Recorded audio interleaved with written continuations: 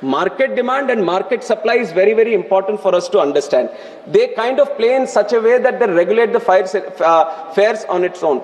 But when we observe, because we also know that there are seasons, because we also know there are capacity constraints in those seasons, we have reacted accordingly. When this Kerala situation observed, and after me becoming the minister also, this was exactly in September of 24, when the Kerala, the Gulf and the Kerala routes, when we observed that, see, what else can we do? What else can we do in this time so that we can facilitate for the people who want to travel and can keep the fares at a very adjustable price? Then we added capacity. We have spoken to the airlines well in advance. We have said this is a situation which is happening every year. Why don't we provide the more capacity in this region so that more people can travel? This is exactly what we have done in that time. More flights which were not operating or non-viable routes across the country, they were taken out. They were brought into this specific sector so that that can facilitate for the demand that it was created. And on top of Onam, during this Kumbh Mela also, everyone wanted to travel to Prayagraj. So we have increased the flights that are going to Prayagraj. So not only capping the fare, but the capacity needs to be augmented. That is the real solution when you are seeing that the fares are rising. Because there is demand there. It is not that you want to send that single passenger in a very adjustable price. You want to send 10 passengers to that place during that specific time. So capacity augmentation is something which is very much required, and we have done that. Kerala during the Onam, and Diwali during Diwali also we have done recently in October 25, Prayagraj Kumbh Mela in Jan 25. So we have worked out this solution when we speak with the airlines before and consider the festive season and increase the capacity. And also, madam, we have to understand what goes into these airfares. I have talked about what some of the measures that we have taken, and also airfares is not a single entity. There are different charges that go into the airfare, and one of the most important one is the aircraft fuel. ATF goes up to 40%, 40 to 45% of the ticket price that you pay is because of the ATF. And the way ATF is there in the country, the state taxes the ATF. And there are multiple states who have brought it below 5%. We are very thankful to them. There are 26 states and union territories which have brought it down because they understand that even if you lose a small revenue in this taxation for the ATF, the kind of economic growth that it creates, the kind of growth aviation network creates for other industries is very, very important, and it is with that idea that it was being done. But there are some states which still have it at a very high percentage, and it is multiple times. Our predecessor Sindhya ji is also here. He has written and spoken on this many times and written to chief ministers, and I have also taken that responsibility. I have written to chief ministers whenever I get the opportunity to meet them. I have spoken to them on this very specific issue to please bring down the ATF, because if you bring it down, then definitely that also helps the passenger and the cost that it takes. And we have done it with Bihar also. Bihar used to have 29%, but in June 25 they have responded and they have brought it below 4%. And there is one state, Tamil Nadu also, Manikamji is here. So I will take this opportunity through this discussion also to encourage the state government to bring it down as much as possible, not 4%, but bring it down to 1%, so that this benefit of the taxation also is being extended to the passenger at the end.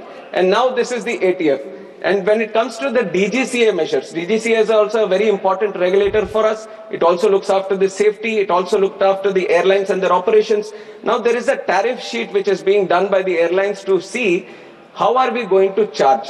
The tariff sheet mentions the minimum fare for a certain route, maximum fare for a certain route, and they have this bucket system where through buckets they see how many seats are going to be allocated at a certain price. Not many would be knowing about this, but whenever you go to the website and you purchase a ticket, there is a clear tariff sheet that is mentioned there. But here the airlines also used to be doing their own chalaki. What they used to do, tariff sheet, because according to the law, they have to do it prominently somewhere, they have to display the tariff sheet. But we were also doing our own monitoring. We were checking where is the tariff sheet.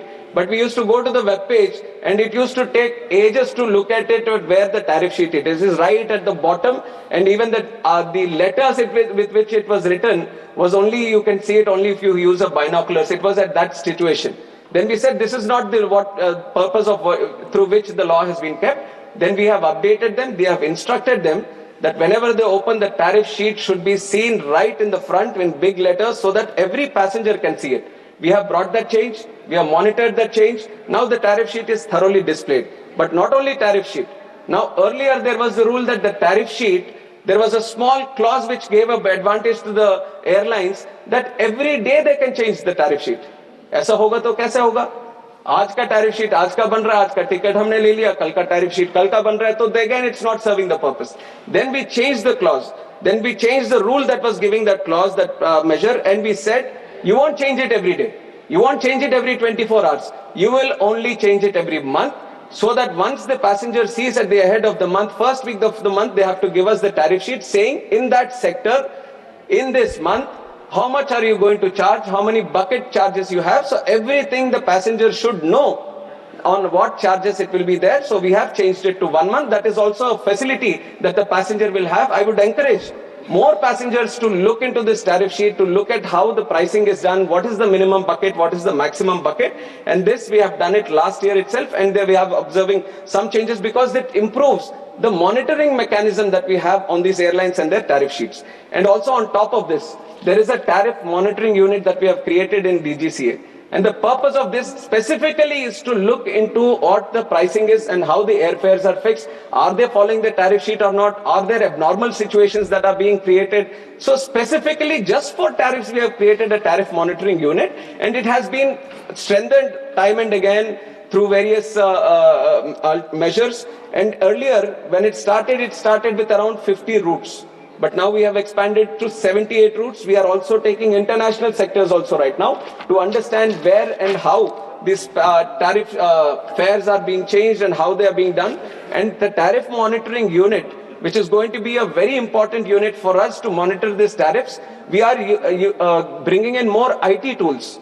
We are bringing in more technology so that the power at the TMU increases and they can analyze the fares in a very tech-based manner using the IT tools also to analyze. So that is one thing that we have done, and we are also improving the capacity with which TMU works, not only in the routes that are being covered, and also in the number of people that you are doing it.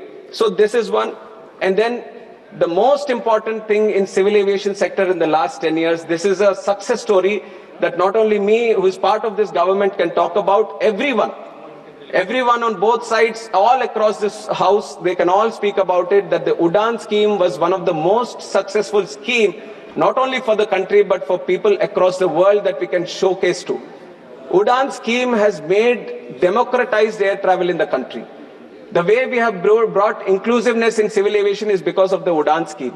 The number of unserved and underserved airports in the country, there was a big number, and there was a challenge for us because there were these airlines who were looking at commercial interests.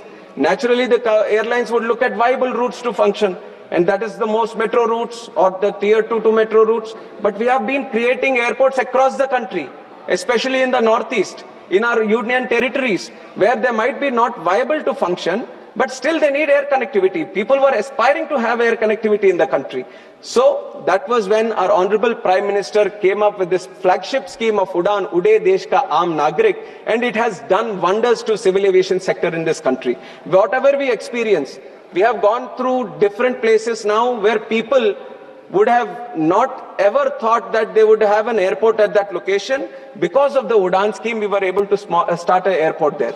Because of UDAN scheme, we were able to start operations there. Today, almost 1,57 lakh people have availed the benefit of UDAN. More than 3,26,000 routes have taken over in UDAN. More than 693 routes, specific routes which were not there before. Because of UDAN scheme, we have started. But there are certain limitations in UDAN. The UDAN scheme also is not like just to cater for the viability or just to start new connections. UDAN scheme is supposed to act like a spark. Wherever there is a route which is not functional, we wanted to start the route, bring in the viability, bring in people, attach them to aviation, attach them to air travel, and let the private sector take its place. It is with this idea that the UDAN was brought in, and it was envisioned for 10 years. But I can tell you right now, madam, this in the last budget, Honorable Finance Minister Nirmala Sitharaman ji, understanding the importance of this specific UDAN scheme, because like I told, it is only for 10 years. So we were on the verge of completion of the UDAN scheme, but she has made the provision that UDAN is going to be expanded for 10 more years. This is a great thing for our civil aviation as we are trying to grow more and more in the next few years. Not only expansion for the next 10 years, she has specifically mentioned that 120 new destinations are going to be covered. That is the strength that civil aviation has in this country. 120 new destinations. How many we have today? 164 airports. 164 is a vast network. But look at the capacity of the country. We are not stopping here. If we want to achieve Viksit Bharat, we have to connect each and every location as much as possible with civil aviation. In the next 10 years, we are going to do 120 destinations and UDAN is going to. And what is the biggest benefit UDAN has done to the country? I've talked about many of them. But one of the biggest one is that new airlines have come in. New airlines, which many of you, because they operate in very specific sectors, you might not see them. Star Air is there, Fly 91 is there, India One is there. They might have very small operations. They might have a 9-seater or a 19-seater, but they are the ones who are connecting the tier 3 cities. They are the ones who are connecting the remotest parts. You would have never seen these kind of airlines come into the country. But it is because of UDAN. They found a way to come in. Is it not what we want? This is exactly what we want. More airlines to come in.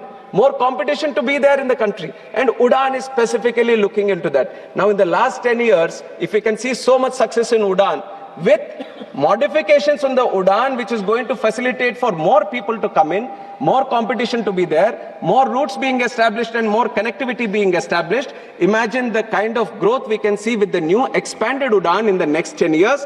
Definitely I see the vision that there are going to be more and more airlines coming in the future. I can assure the House that there will be more and more airlines with the UDAN scheme also, that it's going to come. I've talked about the tier 2 city connections and tier 3 city connections through UDAN, madam, and that we are going to expand. And also in this last 18 months of me being the minister, we have given NOC to 3 new airlines also.